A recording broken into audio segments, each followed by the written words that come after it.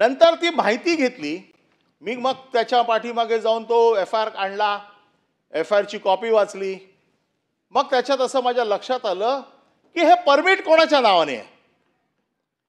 मग त्या स्टेटमेंट वाचलं.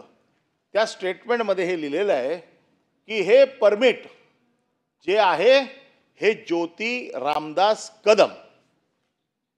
ज्योती रामदास कदम माझ्या माहितीप्रमाणे गृहराज्य मंत्र्यांच्या मातोश्री आहेत. कॉन्फ्लिक्ट ऑफ इंटरेस्ट, आता हा कॉन्फ्लिक्ट ऑफ इंटरेस्ट जो मी सविस्तर सांगू इच्छितो की एखादा मंत्री आपल्या खात्याचा पदभार सांभाळत असताना त्या खात्याशी संबंधित असलेला व्यवसाय करू शकतो का, हा कॉन्फ्लिक्ट ऑफ इंटरेस्टचा विषय.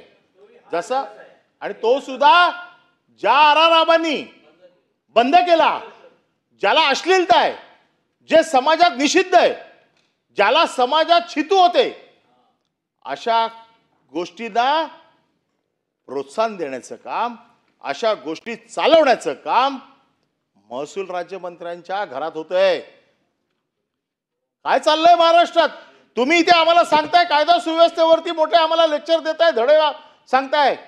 या महाराष्ट्रामध्ये आज आमदार सुरक्षित नाही आहेत, या महाराष्ट्रात महिला सुरक्षित नाही आहेत, आणि महसूल राज्यमंत्री डान्स बार चालतो. मला तर माहिती मिळाली आहे तो पिकअप पॉइंट आहे, तिकडे पिकअप पॉइंट आहे, तिकडनं मुली उचलल्या जातात, तिकडला तो पिकअप जॉईंट आहे, अशी माहिती माझी आहे.